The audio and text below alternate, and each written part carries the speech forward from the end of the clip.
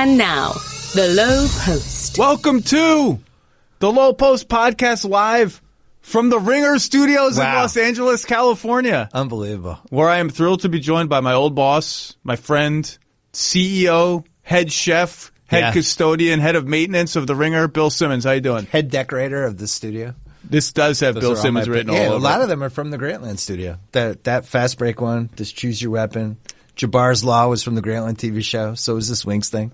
Yeah. When I left, I was like, I need my stuff back. It's your stuff. Got all the stuff back. It's my stuff. It's your stuff. Yeah. How you doing? Lives on. I'm doing great. I'm really enjoying this NBA season. Night to night, I enjoy League Pass. I think we have like 12 to 14 teams I enjoy watching, including two bad ones. And who are the bad ones? Atlanta? Washington is just flat out fun to watch. They're amazing. They're flat out fun to watch, period.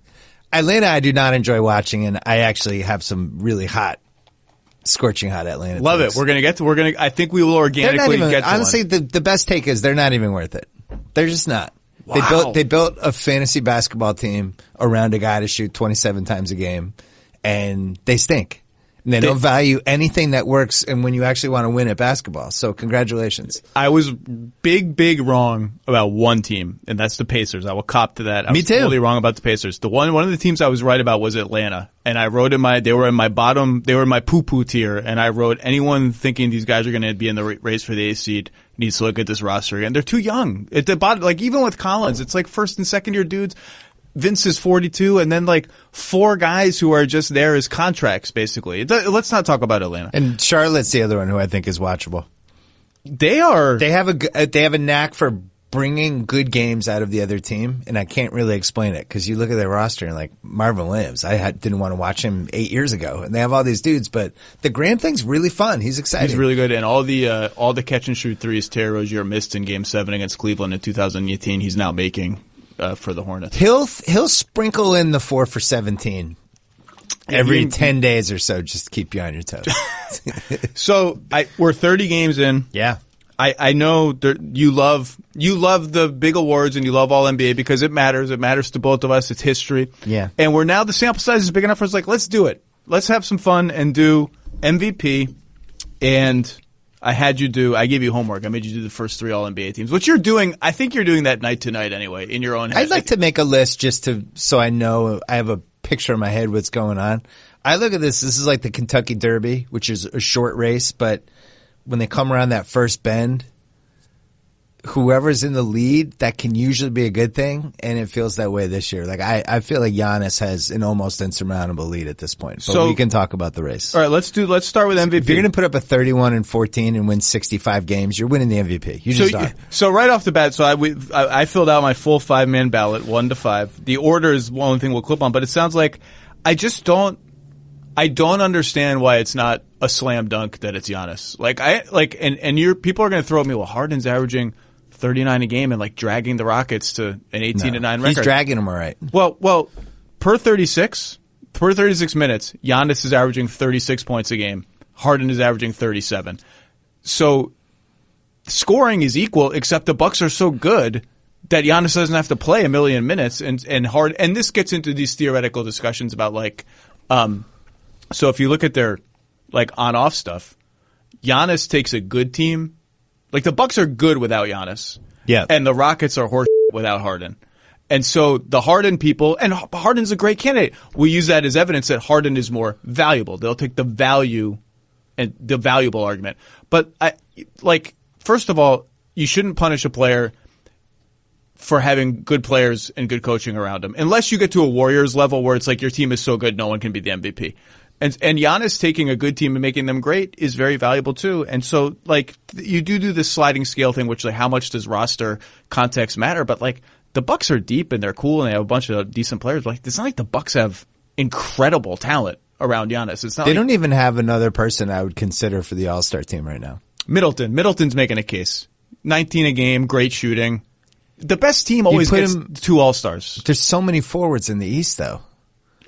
I don't see. I think they're going to be in one All-Star team. They might be, unless they go to the break at like 38-4 or something. Then we'd all have to look at each other and go, "We need a second buck." To me, he's the best player on the best team. Well, but wait, you made the key point. This ends the Giannis discussion right here. The per 36. Yeah. The per 36, what he's doing this year is actually historic. So to put it in perspective, he's playing basically 31 minutes a game. He's averaging 36, 13, and 5 in the 36 minutes. There's no parallel to it. If you go through all the per 36s, you're not going to find anything close to that. And Harden's playing 38 minutes a game, and they're actually like playing him a lot of minutes because it seems like they're trying to get him to these different stats things. But like Giannis is basically averaging a point a game. I mean, a point a minute. Yeah. And I looked through and I was like, well, I wonder if this has happened before. And the answer is like, no, this doesn't happen.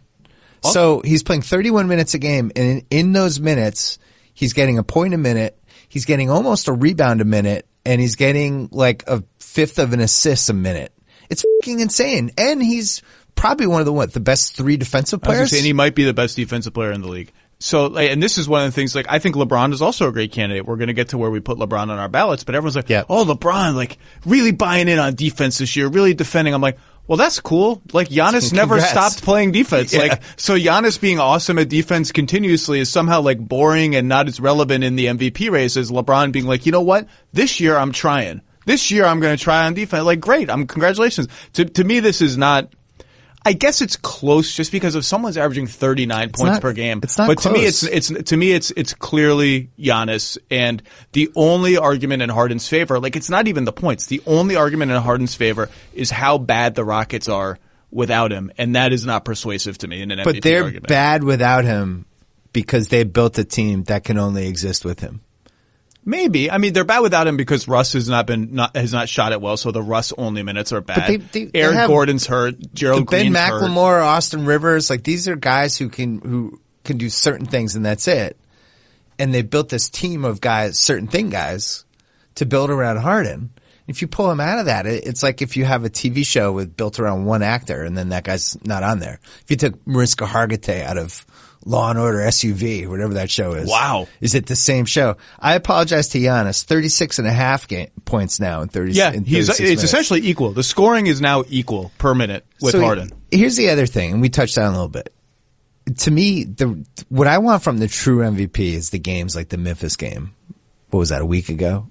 When he put 17 in the fourth quarter? Yes, he's had a bunch of big fourth quarters. But he's doing the true MVP thing, which is basically, I'm not losing tonight. And I know it's a random game. It wouldn't be the worst thing in the world if we lost this. We'll get him next time. He just doesn't do that. He's fifth gear every game. I think he's awesome to watch. I love having guys like this. I talked to KG about it when he was on my podcast this week. These guys that just take it seriously. The schedule. It's like I'm in Charlotte tonight. These Charlotte fans, they're going to see me twice. I'm giving them a show. I'm in Atlanta. I'm in Houston. I'm like, he takes that seriously, and I think that's part of this. You mentioned, I'm not sure I completely buy your argument about, I do to some degree actually, about Houston building a team that exists to support Harden and how that, and I do think that one of these things about the Lukas and the Hardens and even the LeBrons, the sort of, the star around which everything orbits, right?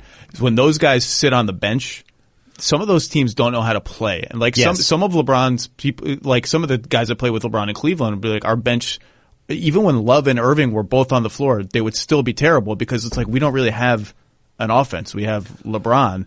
The Bucks are like, they're kind of delightful to watch when Giannis sits. They're still like plus 8 per 100 possessions. You know why? They have a bunch of basketball players. They have a bunch of guys who know how to cut and screen and make the extra pass. It's like the ball is still moving. Like it's weird. You have these lineups where like, how are these guys so good? But they all know how to play. They all know how to play independent of Giannis. But that shouldn't punish him. You can't punish Giannis in the MVP race because of that. It's a little like the Toronto model, right? They have guys who can either create a shot or take a shot. It's a great Toronto moves the ball. That's why Toronto wins the finals last year. They have 7 guys who, in some form or another, can actually create a shot. And I think you look at those Cleveland teams without LeBron, and it was like, well, what are they going to do if he's not playing? And George Hill was hurt, so that wasn't helping them either. And I never felt like he was 100%. George Hill, by the way, shooting 50-something% from three this year. He's also a quiet, like, still under 30 guy. Is he really? I think he's 29. George Hill's 29. Yeah, it feels like he's 37, like he's been in the league since 1994 or something, but is he 29 or 30? 29? He is 33. Oh. Still younger. Wow. Bad information on that one. No wonder you were so surprised. I was very surprised. I was about He's 33? When did he come in the league? He's a young 33. 2009. Oh, man. 2008. I knew I wasn't going to throw a no-hitter on this podcast. So I assume, obviously, we had Harden, LeBron, Luka, 2, 3, 4 in some order in this. Oh. Yeah, this is going to be our first argument. Oh. Yeah. Just give me the full 5 then. Just give me 1 to 5. I agree that a Laker should be second. Oh, my God. I just want to talk it out. Are we sure it's LeBron? No, we're not. Well, I'm sure. I've watched LeBron, a lot of Laker games this year because I live on the West Coast. I think other than Giannis, Davis has been the best two-way player this year. I think in the last 5 minutes of the game, of a game, especially a clutch game, and unfortunately we don't get to watch it tonight. Clutch with a K. Clutch with a K too. Bucks Lakers tonight. Last 5 minutes, he has a way of kind of taking over on both ends that feels very MVP-ish to me. And I know LeBron, he's having an awesome season. But to me, it reminds me of 2011 when Wade and LeBron, it was hard for me to separate them. It was hard for me to say, this guy's more valuable than this guy. I actually felt, I remember writing this in my book, sometimes you have these years where there's like co-MVPs and from the same team. Like Havlicek and Cowens were like that in 1973. And I think Wade and LeBron were like that in 2011. And if Giannis wasn't there this year, I think there's a great co-MVP case for them because it's really hard for me to separate those two guys. And they're so much better than everyone on their team. You know, they are everything the Lakers are is because of those guys and the way they complement each other on both ends of the floor, and the way that they've fit that roster. So do you have them 2-3? T2. I wanted to talk T2? it out. There's a world in which I could have AD 2 and LeBron 5, and there's a world in which I could have LeBron 2 and AD 5, and I don't really know the right answer. I'm probably leaning toward LeBron. I was trying to think like if each guy disappeared for 20 games, what would happen to them? And I actually think it would be worse if Davis disappeared because he does so much stuff for them, and especially like the interior defense and the big rebounds and things like that. It would just change what their team is. His defense has been ridiculous. Ridiculous. I don't ever remember him in New Orleans being on that level, on that end like this before. Well, I know he's getting – so the case against him is he's not even at 10 rebounds a game. All right, so why is that? Well, JaVale and Dwight are always out there. They're grabbing rebounds from him, all that stuff. But 9 rebounds a game is the lowest he's been. His shooting is just okay. Like he's shooting horribly from 3. And I'm going to bring up his numbers now.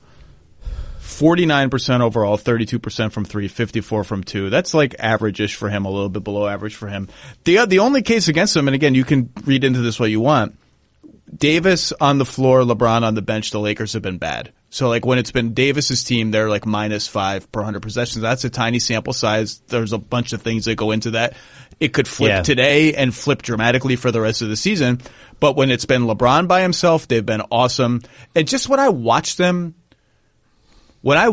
play, the feeling I get is we're back to seeing LeBron at the peak of his powers, controlling every single thing that's happening on the floor. Just like almost arrogantly looking over the floor, knowing exactly where to go, what's going to happen. And just that feeling I get in those numbers, to me right now, LeBron is ahead of AD in the MVP race, despite the fact that AD's maybe been the best defender.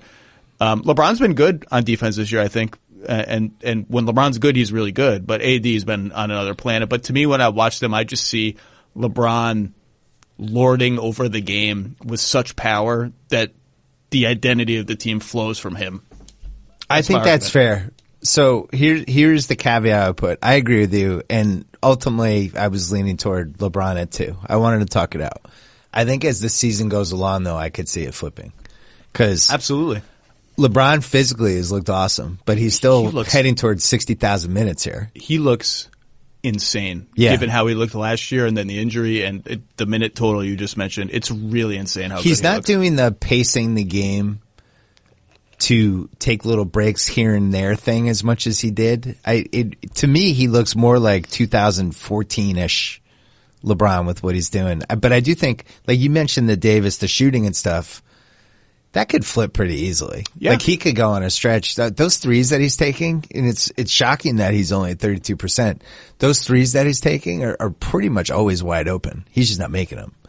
So And his post game, which they're feeding him more than anyone in the league other than Embiid, he's been great. Are we sure he's 100% healthy?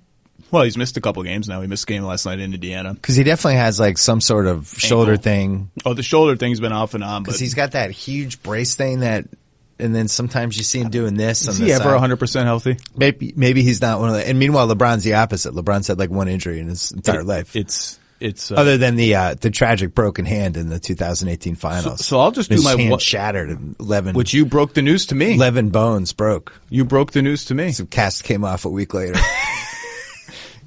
All right, so LeBron 2.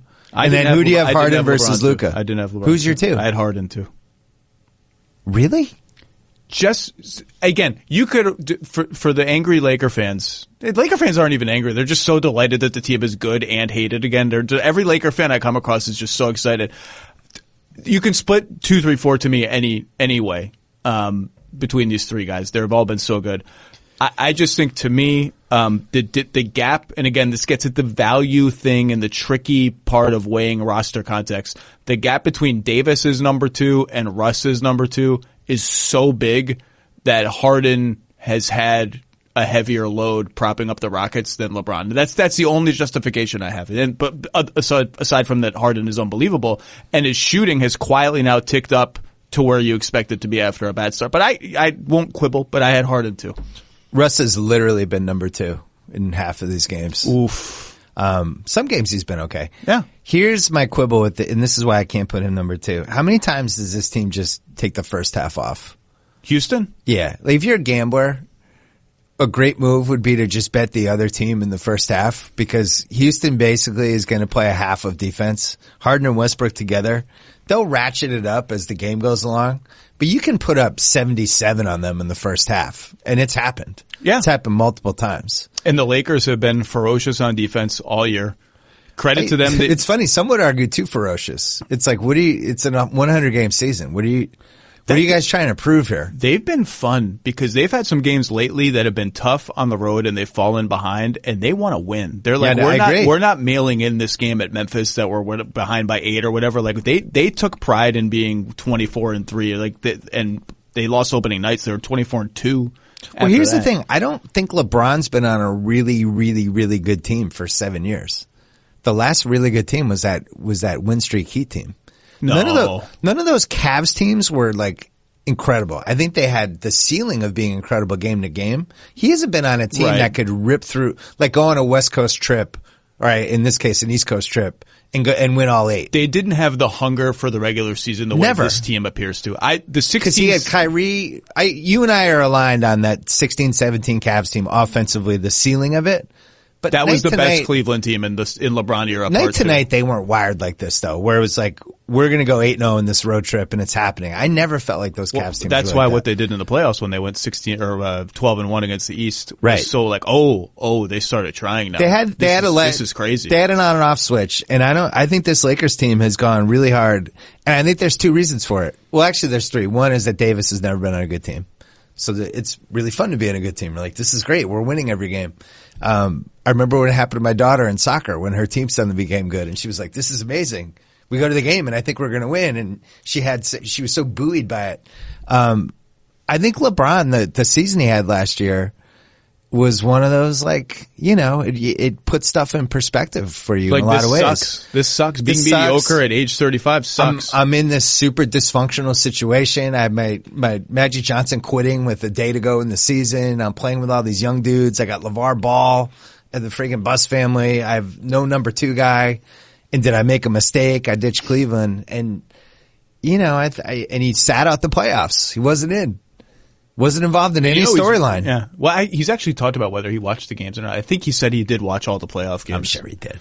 But yeah, I think he seems rejuvenated, refreshed, and getting that break, I think, was really helpful. So if you put him 2, that's fine. If you put AD 2, that's fine. I went Giannis, Harden, LeBron, Luka in that order as my top 4. Well, the shame of the Luka thing, he gets hurt right as they're about to have this 5-game stretch where we're like, all right, he's playing everybody good all in a row. And it's like, all right, here we go. Let's see what we got here. And he gets hurt within a quarter. There's no reason he's not number 1. I mean, you're making, these four players are so good that you're essentially just making up reasons Other than Giannis being number one. Giannis is clearly the MVP. The other guys are just sort of making up reasons. And like, again, this doesn't feel great, but the Mavs are awesome without Luka. They're plus a lot with both Luka and Porzingis on the bench. And like, when you're splitting hairs, you got to find some hairs to split. And that's the only one I could find. The guy's been unbelievable. If you want to put him two, that's fine. To me, the story of Dallas is is a lot about their depth. A lot about their depth. So I put him fourth. A lot of smart mid-range Belichickian signings of guys in like the 7 to 9 million range. They have like 5 of those guys. The thing that's crazy to me though with them is they really haven't unlocked Porzingis at all. And it feels like it's starting to come on a little bit with him, and maybe he needed Luka to disappear for a couple of games. The Bucks game felt big for him to carry the team down the stretch. I was shocked, and there's stats that back it up, like just how mediocre he is when you post him up. And, he's not a good post player. He's just not. But on the flip side, defensively, it's a little like Embiid. Like there's some really favorable stats with him around the rim and rim protection, stuff like that. But I just thought him and Luka, you know, like the way Indiana, Brogdon and Sabonis, which is like the best play of the year in terms of if you just want 2 points. It just seems like that's getting 2 points every time. I thought Luka and Porzingis would be like that. But the weird thing about Porzingis, he doesn't roll to the rim like that. Well, he's never rolled to the rim. He doesn't want to set screens, real screens.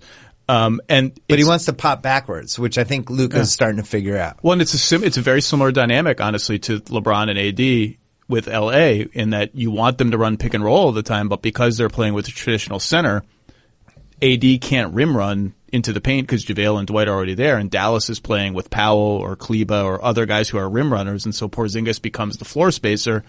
AD's been able to make that work because he's just a ridiculous post-up player who's thrown the ball.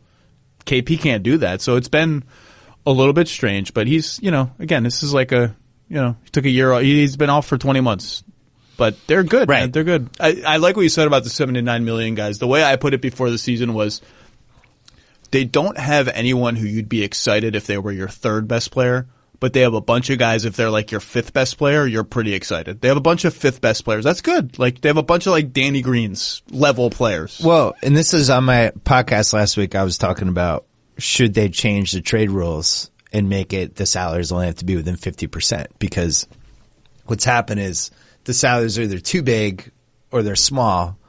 In this middle class of like the Robert Covington, Dinwiddie types that make 10 to 11 million who are actually good, there's like 5 of them. This is why Marcus Smart's whole life is going to be trade rumors for his entire contract. And honestly, and Spencer Dinwiddie and Covington and Josh Richardson and Joe all these guys from 9 to 12 million are going to be in trades for the next 3 years. And, I see stuff like every day there's a Kevin Love Portland rumor. Yep. I honestly don't think he gets traded.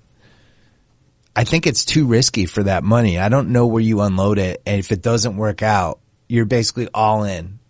And if for some reason it's not a fit or whatever, you have no outs. It's like Chris Paul with OKC. Chris Paul's actually playing well. He had 30 points the other day. He single-handedly destroyed the Bulls, who destroy themselves like rather often in the second half. Not like the hardest thing to do, but yeah, he destroyed them. And they have nowhere to go. They have no outs because of these freaking trade rules we have where you have to get within 75, 80%. And it's like, all right, well, that's $30 million. Miami's like, well, Deion Waiters, any interest? And they're like, no. So they're stuck with this guy who's still really good. He's one of the best 35 players in the league. Yeah, I think so. They can't trade him. And I don't think the Cleveland's going to be able to trade Kevin Love either. I think I'm going to disagree, and I think Love gets moved. So you think Portland desperation? There are a bunch of teams I would keep an eye on, and this is not sourced to be clear, but I would. You look at how scared you are, the aggregators. This is not sourced. Not sourced. Please don't aggregate this. But I could see Phoenix taking a look. I could see Sacramento taking a look. I could see there are a couple other teams I could see kicking it around. Sacramento. Yeah. That's not great for Kevin Love. Phoenix is that's an irrational exuberance trade for Phoenix. It's like, let's just get Love, Ayton, Booker, we're going to be good for a couple years. But I agree with you. There is a chance that all of these teams will be like, you know what? It's just too many years. There's too many years. There's too many ways to get like Marcus Morris and you could just rent him. If there's 7 of those guys, why would I not want to do that for no cost over Kevin Love? And I'm all in on Kevin Love at that point. I I agree with you. There's going to be a bunch of power forwards that easiest position to get. You can go get Marvin Williams for nothing. You can go get you can't get Davis Bertans for nothing anymore because he shoots about 25 threes a night and makes half of them. I wanted to bring this up at some point. We might as well do it now. Is it over? First team All NBA, Davis Bertans. No, is it over for the Spurs? Oh, this has we're been long past. No, but I mean, like discussion. over talking about them reverentially, like they're this team that's 7 steps ahead of the curve. I think that day is over. Well, they've lost when Pop waved Bam Adebayo 2 days into Team USA, and then lets Bertans go to sign Marcus Morris for twice as much money. Like, who is in the room helping him with decisions like that? Every time I watched a Spurs game last year, Bertans every time he was wide open, he made it. Not even wide open. Like, he's on everyone's list of, all right, if we had to find a wing guy who could make threes, who's on that list for under $10 million? He would have been one of the first 3 guys mentioned, and they give him away to sign Marcus Morris? What was Marcus Morris going to do for them? Well, Marcus Morris is playing well, first of all. For $15 million when I have Bertans at 7? Wait, is that an upgrade? One of the stories that has been whispered about in the league now for 2 years is the brain drain in San Antonio and all the people they've lost to other organizations and people whispering about, like, has it finally taken its toll on the Spurs? I mean, we don't need to talk about all the coaches, GMs and stuff that have left. Is it finally taken its toll? And, I just think we're going to look back at the Leonard situation as a 30 for 30 kind of moment because they had actually What about a TV movie, like a Lifetime movie? Yeah. With Jamie Foxx as Uncle Dennis. I saw Uncle Dennis at the game last night. I talked to him for a little bit. I got an argument recently with somebody about whether DeRozan has trade value or not. The answer should be no. So that was his answer. But you think he does? I was just like, if you're Denver and you could get DeRozan, why wouldn't you do that? They're not going to do that. And this person was like, there's no way. DeRozan has no trade value. It's not a Denver that would do it. It would be like a Charlotte / Detroit / just desperate mediocre Eastern Conference. Like Chicago would be like, let's get some scoring punch in here. That was the name that got thrown at me was Detroit. For their expirings, you put him in, you have a Derrick Rose, DeRozan backcourt. I'm still in I like DeRozan camp. I just think if that guy's on the court in the last 5 minutes and I'm a 42-40 team, I'm okay with that. But Bertans is could he be on a contender though? Probably not. For this reason, last year the Spurs took 1 million mid-range shots and they had a top 10 offense. And so all the anti-analytics people are like, see, all you analytics people, you wag your fingers at the Spurs, their offense is still good. What happened kinda though was that they had an insane shooting season from everywhere on the floor. They were like number 1 in 3-point shooting, number 1 in mid-range shooting, number 1 in floater shooting. Now they've regressed to the mean a little bit. Like they're having a normal shooting season and their offense is like 18th. And all of a sudden, it does matter that you've decided for whatever reason that we are going to turn back the clock on shot selection like 5 years. And now part of that is personnel, but part of that is like, I don't want to get into the Spurs too much. It's just, but I think, they're 10-16 and they pulled 3 of those 10 out of their asses. They really could be like 7-19. They had 3 of the luckier wins of the year, including the protest win. Right. And then they almost had another one last week that they ended up losing in overtime, or 2 days ago, but they might be one of the 5 worst teams in the league because their arrow's pointing this way. And you look at a couple of the other teams, like somebody like Memphis, who's a half game behind them. Memphis is frisky. So I don't know. What was your full 5-man MVP ballot? My full 5. I wanted to talk out the LeBron thing, but I knew I had a Laker. Giannis, LeBron. I've Doncic 3, Harden 4, and AD 5. Davis 5. Yeah. So I went Giannis, Harden, LeBron, Luka, and then 5 right now. I just put a question mark, but I limited it to 2 guys. Davis. Can I guess the other one? Yeah. You're not going to guess. And then you're going to laugh at me when I tell you who it is. Devontae Graham? No, but he was in the discussion. Pascal Siakam. Oh, I'm not laughing at that. And also in consideration were Damian Lillard, Blazers not good enough, Embiid, Towns, which we'll talk about. What are you talking about? Just in consideration, that's it. The Blazers aren't most good valuable. enough. Without him, they would be a lottery team like they are now? I just said he was in consideration, and I crossed him off. That was the extent of his consideration. So I thought you were going to say Bam Adebayo. I was so ready for like rev old up the school bandwagon. 2012 Zach just getting ahead of the curve. Let's do all NBA. I love Bam Adebayo.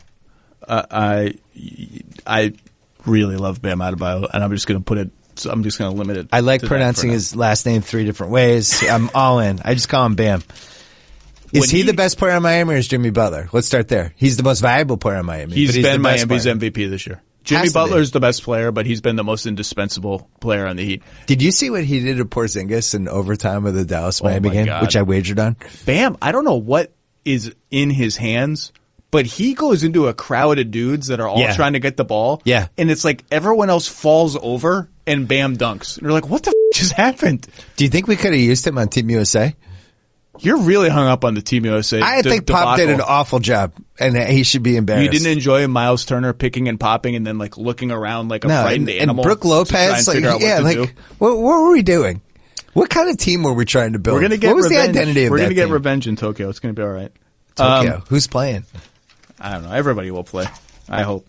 Wait, can I do a little sorbet before we get to the NBAs? Yes. My all surprise team? Yeah, do it. So I was so excited to do this team, and then John Hollinger wrote his 10 surprises, and I think every guy that I had was on here. I haven't read his column yet. It's in so you haven't read it yet. My forwards. Well, can I Bertans. Okay. He's the captain. And Exeter Williams College. Duncan Robinson.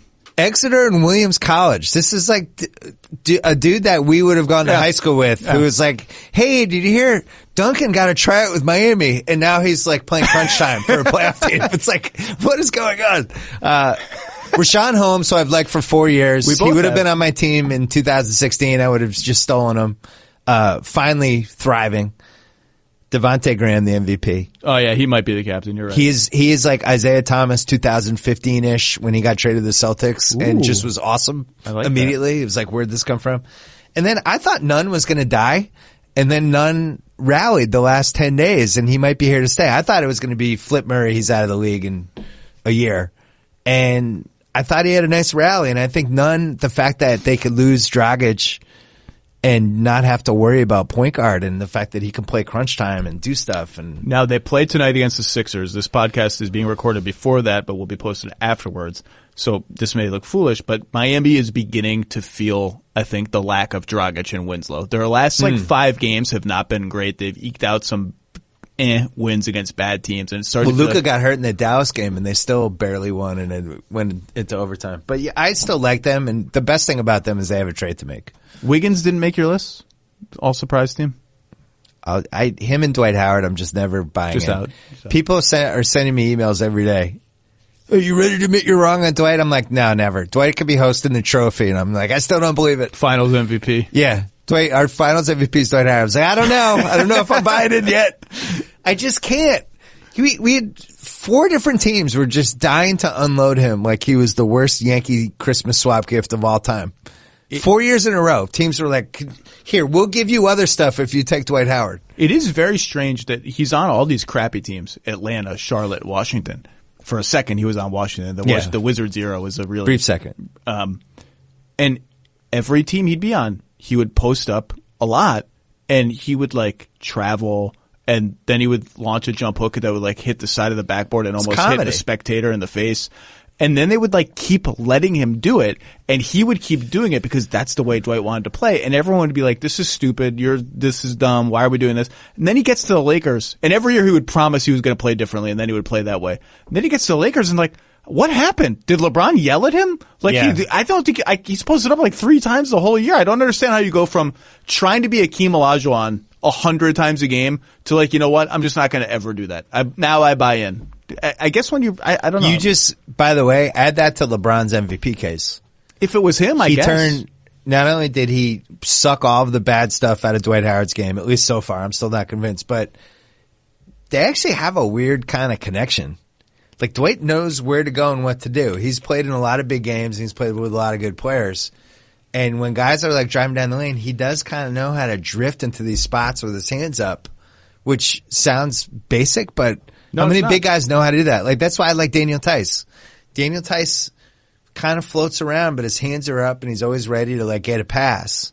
Dwight's a better example of that because the lane's wide open because everyone's so worried about LeBron. What if Davis. Rob Pelinka called Danny Ainge right now? So we'll trade you Dwight for Daniel Tice. Would you do it? If you were Danny Ainge? Could never have Dwight. Just could never have him. What about Dwight in a future first? I can't for do Daniel it. Tice. There is a case that maybe he just needed to lose 40 pounds of muscle and go back to being athletic and that he just got too bulked up. But it doesn't explain like what a jack everybody seemed to think he was at every stop. Everywhere. The most reviled teammate who wasn't a bad person of this decade. Like there's been reviled teammates who are actually like bad people. Doesn't seem like he's a bad person, but the consensus everywhere was like, this guy, oh my God, can't wait to get rid of him. I mean, when he tried out for the Lakers, remember they had that workout and like Maurice Spates was one of the guys that was working out and Joakim Noah was working out and everyone was like, oh, they won't pick Dwight. Like, Dwight, that's a disaster. It's nice that they're giving him a workout. And then you're like, then you heard like, he killed the workout. Dwight killed the workout. Yeah. Like, oh man, are they really going to fall for it? Are they going to fall for it again? But it's working. So those are your surprises, huh? I would like your negative surprises more than your positive surprises. That's always more fun. Well, Kyrie's got to be number one. You're loving this. The Nets are 11-5 without Kyrie, and every time they win without Kyrie, you're the first person I think of. Like, I feel like you're just like chalking it up on a chalkboard in your house or something. Like, here's the number, chalk it up another one. It's just funny because there's these stories, and it's a lot of the same Mad Libs kind of news report stories in the Athletic or whatever place about the Nets, and it's just not the same as last year yet. We got to get back. Guys got to start looking out for all these like code words that the chemistry's way off, and then he got hurt. And then it just flips, and everybody's like, "Yeah, we're starting to feel like we used to be." You know it is what it is. You know me. He's hard to play with. Not a hot take guy. I resist the heat of the takes. Yes, it's not a hot take anymore to begin wondering why these teams keep winning without Kyrie Irving. Because as we talked about before we started recording, this is now year 3 of this, where at the very least, teams lose him. And last year in Boston was weird because they would lose him for a couple games and then another couple games. There wasn't like a sustained long stretch, but their record was really good. Teams are losing him and not suffering. Now, that's not the same as being definitively better without him, which is a place I'm not quite ready to go yet. But it's not controversial anymore to say that these teams lose Kyrie Irving and they don't seem to lose very much. If they have another ball handler waiting in the wings, it's like it just keeps happening. I'm sorry that the Nets are 11-5 without Kyrie Irving. It's true. He doesn't try that hard on defense, which is always tough in a league where point guards are so important. Until the Milwaukee series where he started trying to guard Giannis and like yelling for people to get out. I got this. No, it's me. It's me. Jaylen Brown, get out of the way. I'm taking him. That's the 11-minute dunks 1 second later. Oh, didn't have him. There's other clips from that series where he's just kind of wandering around like a little kid at a playground, just kind of jogging around aimlessly as basketball is being played in his near vicinity. I think the biggest reason that this happens, and I can't even blame him for this totally, he's so talented and he's so good at what he does that in the last 5 minutes of a game, it seems absurd that anyone else would shoot. And I think everybody kind of feels that. It's like when they get the ball, it's like, well, I shouldn't be shooting. Kyrie should have it. And so everybody just kind of stands around and waits for him to do something. And it's a little like the Harden-Houston thing, except he's not as good as Harden. The team's not built for him to do that. The Nets had this beautiful ball movement. I mean, Joe Harris is the other guy. Everybody mentions Dinwiddie, but Joe Harris, it'll be kind of fascinating to see what he gets in the summer.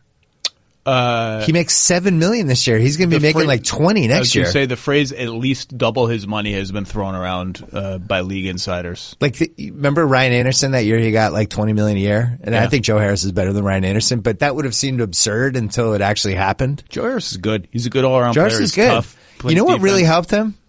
Drum roll. Team USA. Wow, he was in some big games, and he played pretty well. Well, the Team USA when the Suns started out hot. The Suns started out hot. What was they, 5-2? Yeah. And the Suns fan base was, "Hey Simmons, how'd the Team USA thing work out for Booker, huh?" And now they're 11-16. I just want to point that out. Maybe it would have helped. I'm just going to let that stand. Maybe the experience. I'm just going to let it stand. Maybe the experience of playing in some really highly competitive games with loud crowds would have helped. I like the midseason. I don't like that he got suspended But I like the mid-season re-injection of DeAndre Ayton is like, oh, I have a new thing to be interested in with the Suns. Like, how is this going to work? DeAndre Ayton, he might be the league leader in shortest amount of time between ball hitting my fingertips and ball being shot towards the rim. All that dude wants to do is shoot mid-range. He catches the ball at 18 feet, and it's like, I don't even blink and the ball is already at the basket. He just wants to shoot mid-range jumpers. He's going to be one of these centers who's 7'1" and giant and shoots 2 free throws a game because all he wants to do is shoot mid-range jumpers. You can only imagine where I stand on his ceiling. You're still debating the Luka or Ayton pick in your head. It's a tough choice. I would be shopping him right now. People are going to say that's crazy. It seems premature to me. I do think that teams should think further out of the box about guys on rookie scale contracts. And patient zero of this should be Michael Carter-Williams, because when the Sixers traded him, oh, Hinkie, we got to get Hinkie out of there. He doesn't care about players. This is ridiculous. So, actually, it turns out that was a really good trade, and he read the situation perfectly. Yes. And they leveraged the picks they got for him into lots of other stuff. Let's do all NBA. Or like all the great trades Orlando made. Oh, wait, all of those are awful. Like getting rid of Oladipo. Oh. No, I'm making fun of Orlando. Yeah, no, if I were the Suns, I wouldn't want Ayton on that team. I would want to build a really fun kind of Portland Blazers-y 2 years ago type of team around like guards and shooting and all that. I don't know where he fits in. Guess who I don't want shooting? DeAndre Ayton.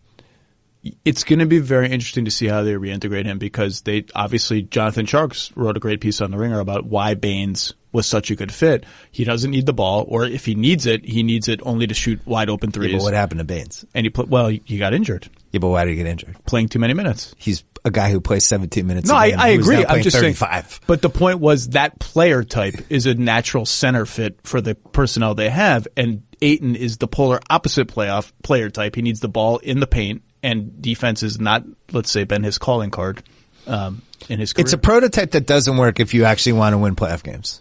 In this current NBA, and this is why the Luka thing was so crazy 2 years ago, and we do this all the time where it's like center guard or center perimeter guy, and everybody drifts toward the center because that's what the legacy of the league is. And it's like, go look at the last 35 finals. How many centers were involved? It was like Hakeem Olajuwon. Shaq for 3 years. That's it.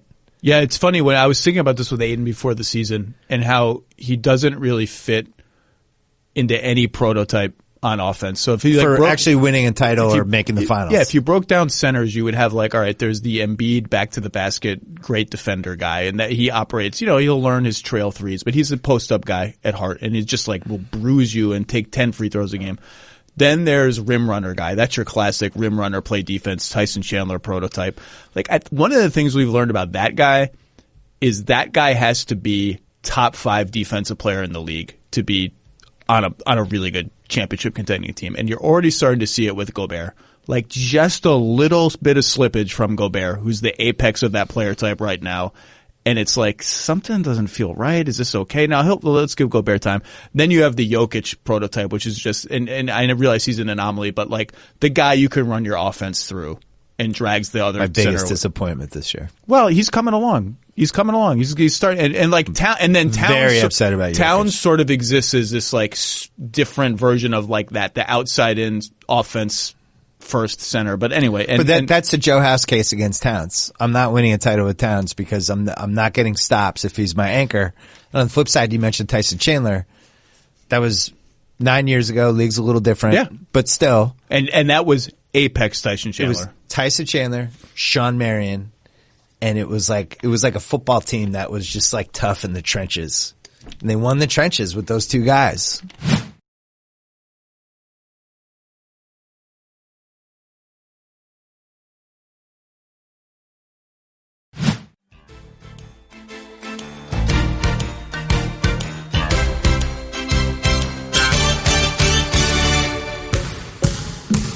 I have a feeling Cat is going to come up in our All-NBA discussion one way or another, so let's do that. Trade Ayton. First team All-NBA. 30 this games is the layup of all time.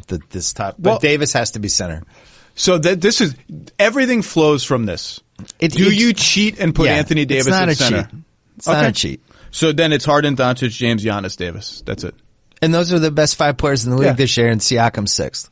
So I I have two versions of my All-NBA teams. One of them is the cheat and put Davis at center version, which honestly, Bill, I'm going to tell you, I'm normally like bend the rules as much as possible. I know he really doesn't play center. He doesn't really play center for more than 10 minutes a game, if that. In some games he plays almost none. And it feels like an aggressive personal choice that he has made, and the Lakers had to build their roster this way because he made the choice actively. I do not want to play center. So you want to penalize him. When it comes down to nut cutting time and I have to actually vote, I'm going to think really hard about, do I want to cheat and put him at center because he has had a first team All NBA season, or because if he's not a center, if he's a forward, he's on the second team. I agree. There's just LeBron and Giannis have been better. So all right. So let's say he's not. So we'll do sliding doors. We'll go both ways. So if he's not the center, then who's your center? Embiid. Yeah, I really wanted to put Bam in there, and I can't fit Bam on any of my It just feels stupid. I've fallen this habit in the past where I just kind of want to do something, and it's not the right move. So the two centers I felt that way about. Because Philly's playing well. They're 20-8. The two centers I felt that way about when I started listing the centers, like, oh man, it wouldn't be cool to like sneak Bam onto third team or sneak Sabonis onto third team. Yeah, All NBA. And Sabonis. You can't quite do it. 13.5 rebounds a game for Sabonis. Joel Embiid having, by his standards, just an okay offensive season. Too many turnovers. Still awesome. Defensively, he is, when he's engaged, he is the best defensive player in the league. He is an absolute soul-crushing monster. And when you look at cleaning the glass and they tell you where teams shoot from when so-and-so player is on the court, Joel Embiid almost broke that website because the shots at the rim against the Sixers fall so far down that it just says 99th percentile because they just can't go any higher than how far it drops with Embiid on the floor. They have to add a new percentile. Yeah, and like, by the way, same thing with threes. Like, all you get when Joel Embiid is on the floor is mid-range shots. That's it. The guy is an absolute monster defensive player. And that's why he has to be the first team. If you don't put Davis. If you put Davis first team, then Embiid becomes second team, and third team center becomes a very interesting debate. It's a tribute to Embiid, and it's also a great insult to Embiid that we're so agonized about whether he should be the first team All NBA center or not when he's this talented. And when I don't think anybody feels like he's having an awesome season. Least of all him, he seems to be going through some sort of existential crisis about he's not having fun anymore. Yeah, there's weird stuff going on. I've heard there's in the weird whisper circles, there's like a lot of like, what's going on with him? Why is he so unhappy? But I will say this. He's the Celtics kryptonite. And I think that's the one team the Celtics can't beat in the playoffs. The Celtics are going to be really good. When they get Smart back, I don't even necessarily think they have to make a trade unless they improve the Wanamaker spot because it's amazing to me how many clutch minutes he's played. I'm not sure they can beat Philly. The matchup's just bad for them. The length and the size and the fact that anything at the rim Embiid's just going to swallow up. And he was so good in that game last weekend in Boston. Like Kemba has had real problems against the Clippers. Did the same thing. They blocked like 7 shots at the rim with him. The teams that can really protect the rim, he does struggle a little bit because he's not a big guy. He's like 5'11", 6 feet. Kemba, I'm 5'11" and 3/4, and Kemba's not as tall as me. Yeah, so you can kind of stop him at the rim, and that was what made Kyrie so special. He'd go to the rim and he'd do his weird Kyrie and he would make the shot anyway. Philly's got a lot of problems, right? Like not a lot, they have a lot of issues to sort out, but one issue they don't have is Embiid drops back and protects the rim. Josh Richardson and Ben Simmons chase point guards over screens. That's a fucking problem. Like if you're Kemba and you're in a Joel Embiid, Josh Richardson sandwich, whatever space you think you have, Josh Richardson's arms are coming from behind you and Embiid's arms are coming towards you. Like, good luck. That's not, I mean, he had a good game in that game too, but like just, Simmons has shown a knack for being like truly great defensively in big moments. Like he will actually make superstar plays. He did that Indiana game a couple Saturdays ago. He had back-to-back games that he clinched with steals. He looked like Deion Sanders. He couldn't throw the ball to his side of the floor. Is it hyperbole? I know you're anti-hot take. I'm already going to say yes. Are you pro-hyperbole? I'm hoping this is hyperbole is what I'm saying. Is the ceiling of the Sixers team defensively, that's it? The highest we've had since those Pistons mid-2000s teams? I don't think that's hyperbole. Okay. I picked the Sixers to make the finals in part because I think defensively they are going to get themselves into some – I don't know what they'll do against Milwaukee. That's the Christmas game I'm looking forward to most, by the way. more than LA. Oh, yeah. Because when we did, for Book of Basketball, we did a Pistons-Laker game from 2004. And what they had with the Walls brothers and Prince, those are their three forwards, basically. I mean, I was just like, oh my God, I totally forgot. Like, if you're Slava Medvedenko, you're not scoring. That's it. You might as well just not put sneakers on. I'll tell you, I was at Clippers Suns last night. It's only the Suns. But every Clippers game where they have everybody will feature a 4 to 5 minute stretch where they decide, where Beverly, Kawhi, Harkless, and George decide we're going all out. And you're like, I just see arms. Like, I'm sitting there on press row. I'm right in the middle of the first section.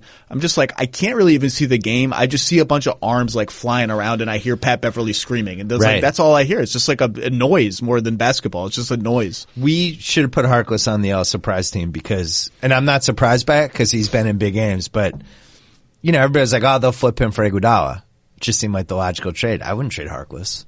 And I don't know what I'm getting with Iguodala. I don't know if I can get somebody who can stay healthy for 2.5 months in the playoffs. So let's take Davis at center. Yeah. Let's go from there. Because that's what you did, so we'll go from there. What's your second team? I do hate cheating. I am with you.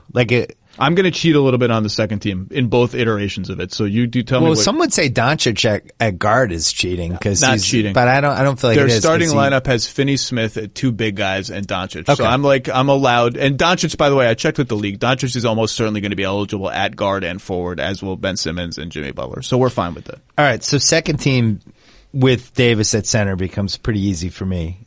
Kawhi and Siakam. Yes, agreed.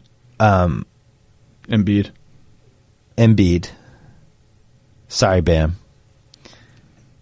Kemba's got to be one of the two because of I think not only is he having a good season, but the leadership. Disagree because I cheated, but tell me your other guard. Disagree on Kemba? Yeah, because I cheated.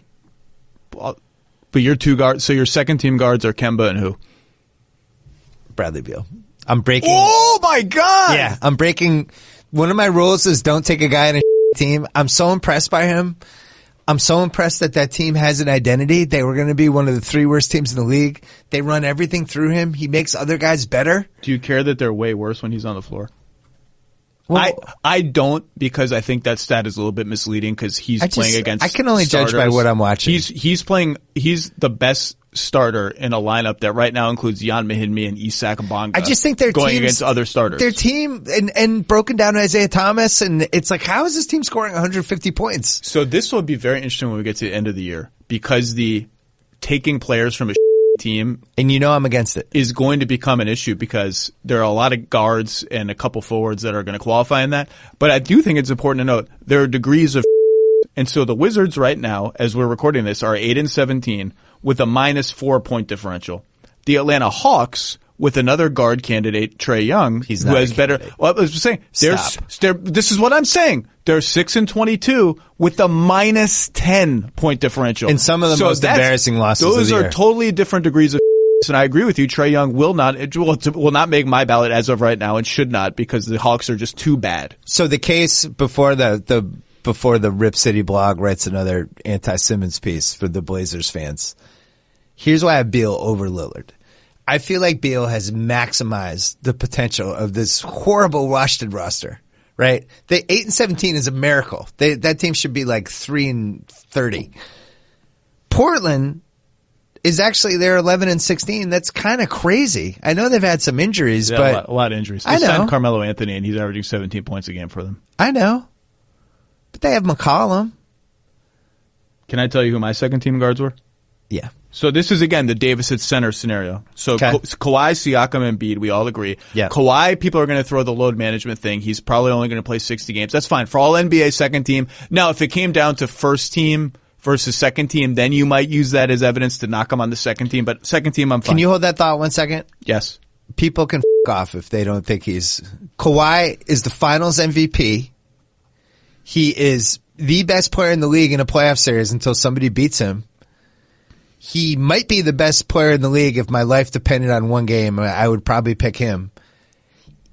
By rule, he can't drop lower than second team. Okay. This is just a rule. Okay. You can't be like, first I'm with you. I'm not saying you. I'm just saying for the people out there, this is what he gets. This is the big piece of chicken at the table when dad comes home and he gets the first choice. Kawhi gets first choice. People used to eat this way. Yeah. When did families It's the eat Chris this Rock way? joke that's just lingered on for 25 But years. did your family ever eat this way? A big giant cooked I think chicken? it's like a 1950s thing. And where just Dad people are got the just first ripping pick. pieces of chicken off the chicken. Kawhi That's not gets how the it first works. piece. Finals MVP. Look, we agree. My two guards are where we disagree on both of them. I Wow. have Damian Lillard.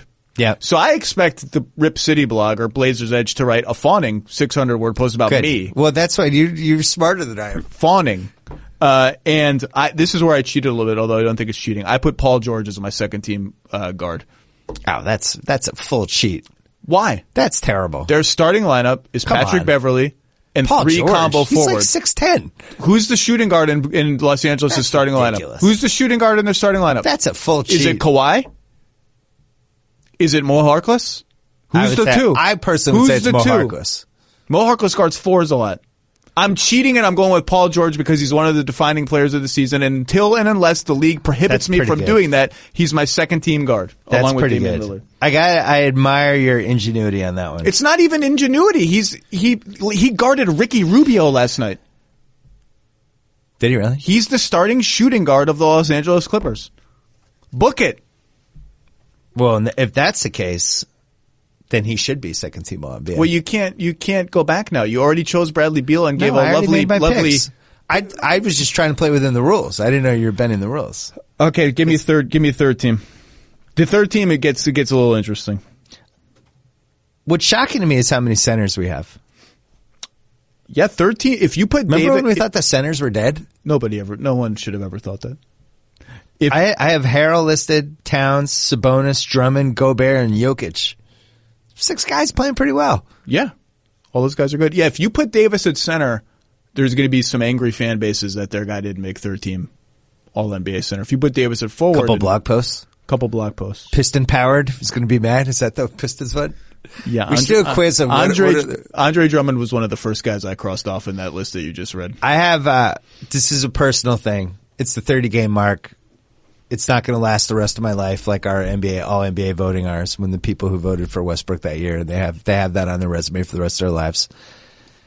Bam is my all-team, my third All NBA. I'm not even going to fight with you about it. I love what he does.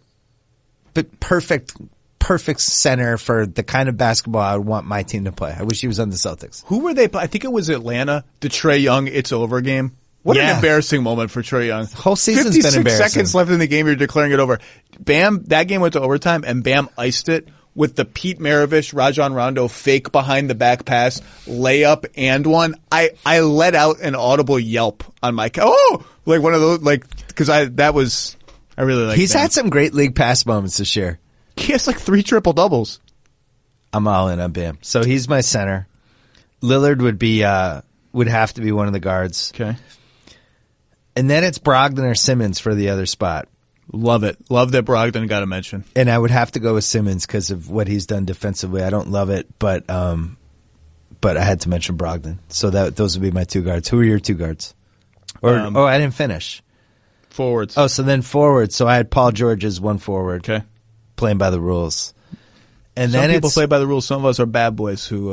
And then I think it's Jimmy Butler with all due respect to my guys in Boston. My 2-way guys. They made the short list for me. Yeah. Tatum and Brown. As 2-way guys, they're in the conversation. Whatever conversation you want to have, they have to be mentioned. It's a big reason why they're playing so well. So I went Kemba, and I'll get to the second guard later. Butler is a no-brainer at one of the forward spots. Yep. I put Jokic at third team, kind of looking forward as like he's starting to play a little bit more like Jokic. By the end of the season, he'll be here. To me, leaving off Towns was hard because Towns has had such a sensational offensive season, and they are dead on offense without him. They cannot score at all, but their defense is so bad. And it's so bad. He has to be blamed for that a little bit. He's part of the problem. And some of the public stats are a little wishy-washy about that. I checked with some guys who work for teams like, hey, what did your internal fancy metrics say about Towns' defense? They're like, yeah, as bad as ever. So I took Towns out and put Jokic in. That left a guard and a forward. My last guard spot, you're not going to like this at all. I swear to God I did not do this to spite you. I put Devin Booker. Wow. I'm not anti-Devin Booker. I'm not in a feud with Devin Booker. I think you are in a feud. They're 11 and 16, and in one of the games they just lost, they didn't play. Bradley Beal is 8 and 17. I know. So Devin Booker's shooting numbers right now, 51% overall, 40% from 3, 55% from 2. That is just outrageously good. It's great. Like, and so over Beal, over Donovan Mitchell, who we haven't mentioned, who's coming on a little bit, I went Booker. Again, it's a placeholder. The last forward spot since I cheated and put Paul George at guard is just a wide open race. You want to hear some names? Sure. Simmons, because he'll be eligible at both guard and forward.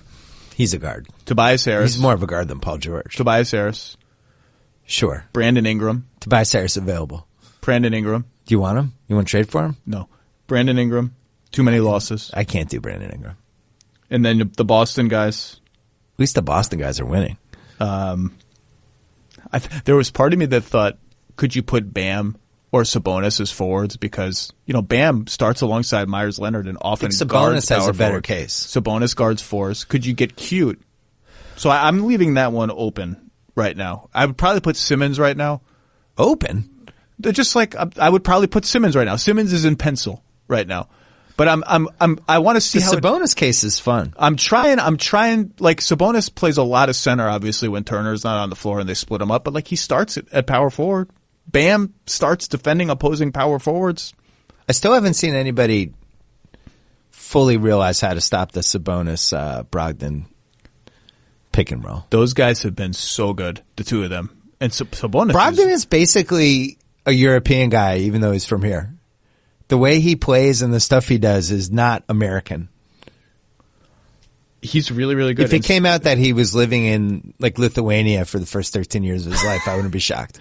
Then he wouldn't be eligible to be president, and everyone wants him to be president. Oh, that's true. President Malcolm Brogdon. Yeah. It's a tough beat for the Bucks fans. And I know the Bucks fans are playing great. And by the way, we've come around because the Bucks fans are now super sensitive about this. Stop mentioning Brogdon. We're 27-4 or whatever. It's a tough beat because I would have loved to have seen the same Sabonis screen with Giannis, the best player in the league. Would have been a fun thing to watch at crunch time. There are two reasons that the Brogdon thing has to be a little bit of a TBD. Although in the end, I think, they lost a quality player, obviously. Number one, we'll see in the playoffs, right? The Bucks can win all the games they want in the regular season. This is about the playoffs. And we all saw what happened to Eric Bledsoe in the playoffs last year, particularly in the conference finals. And number two, they're only a little bit under the tax, right? And the narrative is that they didn't want to pay the tax. What they really didn't want was to go like $25 million over the tax in retaining Brogdon. They are going to have an opportunity at the trade deadline to make an incremental trade that takes them from under the tax to like a little bit over the tax, a reasonable amount over the tax. I think if they were to do that, and they have the Pacers pick, remember they have the Pacers lottery protected pick from the Brogdon trade. If they were to do that, I think they would regenerate some goodwill with the fans who are criticizing them for ducking the tax. The other thing I will say is the idea that Giannis is going to be mad about Brogdon being gone. He gave a quote recently about how, of course he likes to play with Malcolm Blood. He's being polite. He would like to play with other good players. The idea that they did not go to Giannis and say, are you going to be all right with this? And get his okay is ludicrous. Of course they did. Of course they went to Giannis and said, look, this is the situation. Are you going to be mad if we do this? And I'm not even reporting this. I'm just assuming that they followed common sense logic and that he was okay with it. And even if he wasn't okay with it, what are you going to do? He's under contract for 2 more years. No, if he's not okay with pre-agency. If he's not okay with it, you let him make the deal if he wants to sign Brogdon to whatever contract he wants. Well, I think you make the move where we'll do this, but are you staying? There's already, the rumor mill is already going with the Giannis thing, even though it's a year and a half away. It's not a year and a half away, though. It's 6 months away. The moment you turn it down, it's usually over. Right. The sweepstakes are on at that point. Yeah, but I'm saying a year and a half from when he could actually switch teams. And it's funny to hear these different teams. They're all the usual suspects floating out. Like, don't get. But I think he could be the one guy that stays. Oh, for sure. Why not? The team is awesome. The coach is awesome. He likes it there. He likes the city. He's put down roots there in a lot of different ways. I think him staying is the most likely scenario.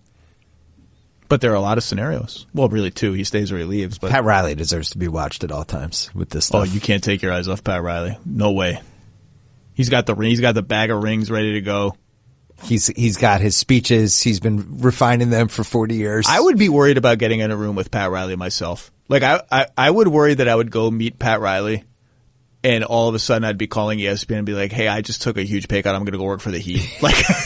I'm all in. I'm all in. He just dumps the rings on the table. Not that he would be stupid enough to offer me a job. I'm just saying I would worry about getting in a room with Pat Riley. That's all. We didn't talk about coaches in this, and I'm in the camp of coaches don't 100% matter as much as we usually think they do. I think they matter when they're terrible. I thought Spoelstra has been incredible this year. That team is just a hodgepodge weirdo team of parts, and you never know who's showing up from night to night. And we could talk about Deion Waiters. Yeah. This crazy Deion Waiters situation. It's crazy. Really a staring contest now. They don't have to. The thing the NBA teams just don't have to do is just, all right, we'll pay you, just go away. Which is the right move. Yeah. But teams don't seem to do that. They seem to be scared of the other agents. But we had a sad moment. We got together last week and boarded up our stuff on Waiters Island. Took it off. Power's been out for a while. It's Food rough. Supply's been dwindling. It's tough. Tough year for islands. What other islands have there Well, the been? Epstein Island, that was rough. Yeah. The Waiters Island. Tough island year. You guys did a piece a couple of years ago about all the different NBA geological formations. There was like Hazonia Cove. Oh yeah, there was a lot of good ones. That's a good one. Yeah, Hazonia Cove is also that one flooded and is not. Before we go, do you want to do what team do you want most Drew Holiday to go to? Because mine is Denver. I was gonna say Denver is the Denver for Gary Harris and some stuff is the most obvious one. Gary Harris, Porter. See, you wouldn't throw Porter in there? I just don't know enough about him, but I don't, based on the intel coming out of there, I don't think they would put Porter in. I don't think they would view Drew over Gary as a big enough. Is he the new Roddy Boubois of this 2019? Don't say that. He's untouchable? He's done anything? Miami? He'd be really interesting in Dallas if they could find a way to get him. But I given all the picks they traded to the Knicks and stuff, I don't think they have anything left. I don't know what they have. How about how that we haven't made fun of the Knicks yet. How that Porzingis trade worked out, though. How do you get no assets out of that trade? You bringing Jason Concepcion onto your podcast to talk about the Knicks? Yeah. It's sad. I feel like that was workplace abuse, and there should have been a human resources investigation about that. It's a fair point. He could file a complaint. He'll complain about this in the office all the time about the Knicks stuff. So I just basically put a microphone in front of him. But that trade is, it's about as little of a return as we've ever seen for somebody who is considered like a franchise guy. But he's not a franchise guy. I think that's one of the lessons. At the time they made the trade, he was considered to be a franchise guy. Yes. I think there was some question. They're going to end up with Dennis Smith Jr., like the 25th pick, and then 2 years from now, like the 28th pick.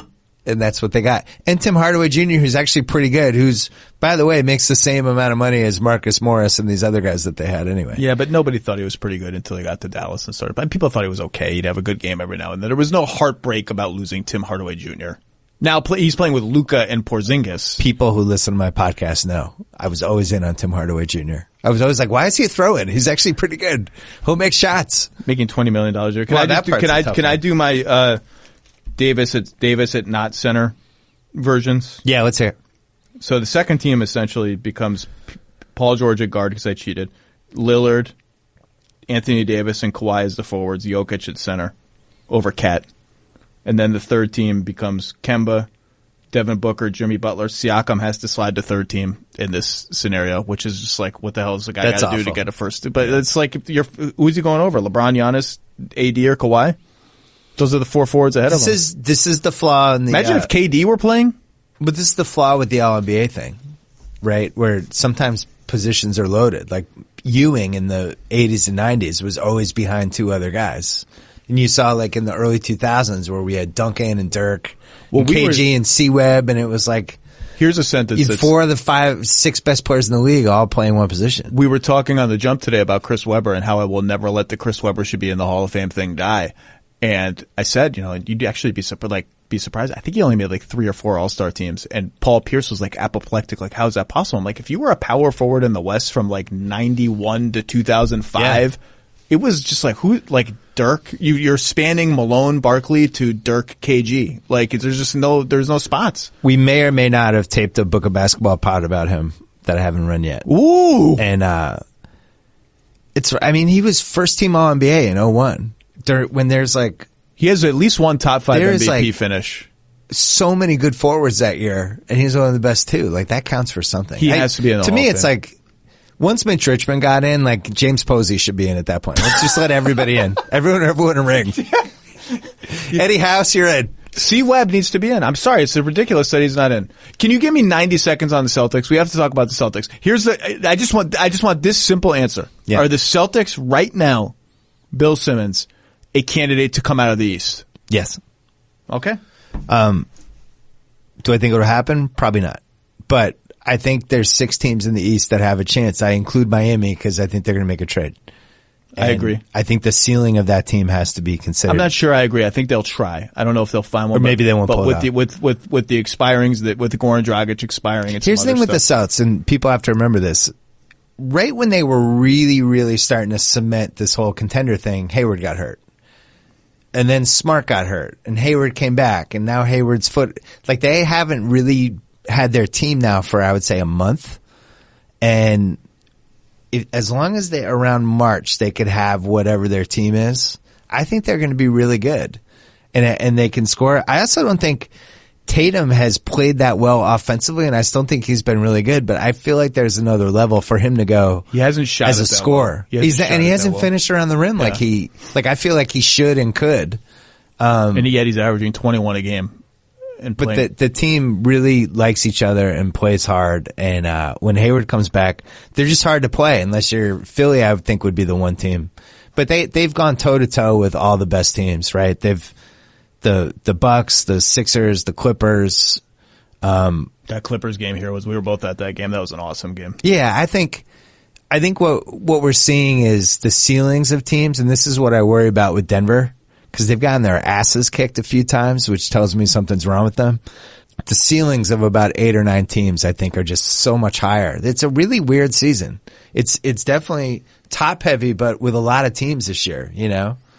Both LA teams, when they play to their ceiling, are really, really good. Because you're talking about there's going to be a 3-6 in each conference, and both teams will be really good. Yep. Like your 3-6 in the East could end up being, I don't know, Philly, Miami. Yeah, right now it's Boston, Indiana, but it's all those teams 2 to 6 are within 2 games of each other in the loss column. And then in the West, the 6 team could be what, like Utah? Utah right now is in 6th by the decent. Would you want to see Utah in round 1? I know they haven't been playing great, but if they figure it out and Conley gets healthy, no. But I don't want to see any of these other teams in round 1 either. Right now it would be Dallas, Utah, 3-6. I think the hardest thing about this season from a projection standpoint is there's so many tradable pieces this year. That, like take Bogdanovich on Sacramento, who Windhorst threw out last week on my podcast. And I was like, oh yeah, he's 8.5. He's in RFA next summer. That's somebody that's pretty, you can add an 8.5 guy. You can throw a couple salaries together and a draft pick and steal somebody like that. The Wizards are claiming they're not going to trade Bertans. They'll trade Bertans. Give me a break. I don't know if you offer, but if you offer them something real, yeah, if you bowl them over, they're trading him. But there's guys like that. Even I think Marcus Morris, who I think is a ball stopper, and I would not trade for if I was a contender. But there's a lot of guys like that, and I think the trade deadline's fascinating. If you found a way to get Bertans on Philly, oh my God. All the open outside shots they get because of the help they draw, and like to get a guy who's tall enough to just you pass him the ball, he doesn't need a lot of space. He doesn't have to run around like JJ. Just post up and like he stands around and he gets open threes. That would be lethal if they got him. I was thinking if he went to the Lakers, that would enrage everybody to play some of like the Kuzma, Jared Dudley, if it was whatever minutes. Yeah, if it was like the Powell trade. You know, where it was like, wait a second, what? That's all they gave up if it was one of those trades. And even like Bertans on that team with the wide open threes would be a nightmare. Kuzma is really interesting because I realize he's played, how many games has he played? Not very many this season. He hasn't been healthy. when he has played, he's looked okay. His fit is just weird. His fit on this team is weird. I think he's a goner in 2 months. Yeah, I was gonna say this is just again speculation, but it just that makes sense. Like it makes sense that they'll look around and see, can we get anything by attaching him to some other stuff, because the fit, it's just weird. It just looks and him feels plus weird. Boogie plus one other can get you into that 7-8 million range, where there's some good guys this year. Just feels weird. All right, well we got a lot of time to kill. That was really fun. Bill, thank you for doing this. It's always a pleasure to see you in LA and visit the Ringer, theringer.com. I'm still excited that you're doing TV. I remember once upon a time trying to convince you to do TV, and you were acting like you was asking you to pour acid on yourself or something. I think I was just I'm not afraid. doing that. I was afraid. No, I don't want that. I don't want to do that. You start doing that, and that was like what you were telling me. It's fun. And now you like it. It's fun. But you were good at it right away. The players, I have found that it helps with players. Yeah. Because it's on in their hotel rooms. It's like they're like, oh, that guy, I vaguely recognize that dude. He said something. Well, sometimes you say something not nice about them and they really remember. That was the most shocking thing for me, being on Countdown that first year and just letting it fly on things, and then, because somebody's uncle will tell them about it, or, their mom will see it, and that's when it goes to. And then sometimes there are consequences. Like if someone else at ESPN says something bad about a player, they're just mad at ESPN, period. Yeah. Kind of like how some GMs were mad at me when I worked at Grambling. That's true. Some GMs. By osmosis of being near you. All right. Read the Ringer. What else? Book a Basketball Podcast. How many do we have left? We've done, it's basically going to be one a week for a while. We've done like 12 or 13. So look for some those good ones every coming. week. Still haven't run the Steve Nash one yet, which you will particularly love. I'm excited about that. Thanks for coming out. Got to get you on again for another one. Oh, I can't wait. All right, Bill Simmons, everybody.